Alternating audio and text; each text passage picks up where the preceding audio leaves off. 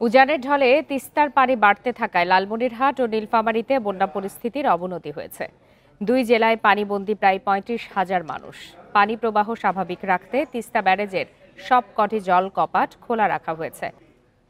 এ বিষয়ে আরো বিস্তারিত জানাতে এই মুহূর্তে লালমনিরহাট থেকে যোগ দিয়েছেন সহকর্মী মাহফুজ রহমান। মাহফুজ রহমান, লালমনিরহাটে তিস্তার পানি বাড়তে থাকা আমরা জানি যে বেশ কিছু এলাকা প্লাবিত হয়েছে।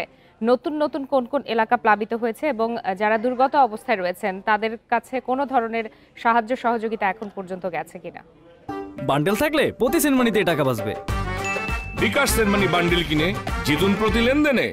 দেখুন, গত ৩ দিন থেকে কিন্তু লালমনিরহাটের অভ্যন্তরে ভারত থেকে উজানের যে ঢল সেটি কিন্তু হু হু করে ঢুকতে থাকে, যার ফলে বাংলাদেশের যে সর্ববৃহৎ সেচ প্রকল্প তিস্তা ব্যারেজ পয়েন্টের যে ৪৪টি গেট আছে সেটি কিন্তু খুলে দেওয়া হয়েছে এবং সে পানি পরিস্থিতি নিয়ন্ত্রণের জন্য সেটি খুলে দেওয়া আছে এবং সেই পানিগুলো যখনই আপনার ভাটিতে যাচ্ছে তখনই কিন্তু ফুলে ফেঁপে আছে এবং সেই পানিগুলো তিস্তা তীরবর্তী যে নিম্নাঞ্চল আছে সেই নিম্নাঞ্চলে প্রবেশ করছে এবং স্বল্প মেয়াদী বন্যা সৃষ্টি হয়েছে। আমরা কতদিন থেকে দেখছি যে এই অঞ্চলের যে বাসিন্দা যারা আছেন তারা কিন্তু অতীব মানবতর জীবনযাপন করছেন। তারা তাদের গৃহপালিত যে পশুগুলো আছে সেগুলো নিয়ে বিপাকে পড়েছেন।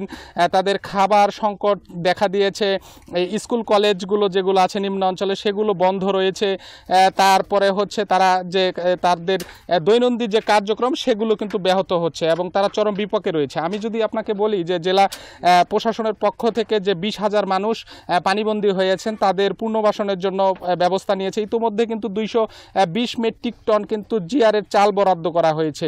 সেই চালগুলো ধারাবাহিকভাবে যারা ক্ষতিগ্রস্ত এবং স্বল্প ক্ষতিগ্রস্ত তাদের মাঝে বিতরণ করা হচ্ছে এবং বলা হয়েছে যারা বানভাসী বেশি পরিমাণে আছেন তাদেরকে আশ্রয়স্থলে যাওয়ার জন্য যে পুনর্বাসন কেন্দ্রগুলো আছে সেগুলো কিন্তু খুলে দেওয়া হয়েছে। পাশাপাশি আমরা দেখেছি, আমরা পানি উন্নয়ন বোর্ডের সাথে কথা বলেছি। পানি উন্নয়ন বোর্ড যেমনটি বলছেন যে আজকে কিন্তু সকালে পানি প্রবাহ ছিল ৭ সেন্টিমিটার উপরে, পরবর্তীতে সেটি দাঁড়ায় কিন্তু ১৫ সেন্টিমিটার উপরে। আমরা কিছুক্ষণ আগে তিস্তা ব্যারেজ পয়েন্টের যে খবর নিয়েছি সেখানে দেখেছি যে বিপদসীমার ১৮ সেন্টিমিটার উপর দিয়ে প্রবাহিত হচ্ছে। তার মানে বিপদসীমার ১৮ সেন্টিমিটার উপর দিয়ে প্রবাহিত হওয়ার কারণে যে তিস্তা তীরবর্তী নিম্নাঞ্চল আছে সেগুলো কিন্তু নতুন করে পানি প্রবাহিত হচ্ছে। আমরা গতকালকে যেমনটি খবরে জানাচ্ছিলাম যে ৫,০০০ মানুষ কিন্তু পানিবন্দী আছে। তো এই আজকের যে খবর সেখানে কিন্তু প্রায় ২০,০০০ মানুষ পানিবন্দী হচ্ছে। নতুন নতুন এলাকা প্লাবিত হচ্ছে, বিশেষ করে চরাঞ্চল যেগুলো আছে একটু উঁচু চরাঞ্চল সেগুলোতে কিন্তু হু হু করে পানি ঢুকছে। তো সব মিলে কিন্তু বন্যা পরিস্থিতি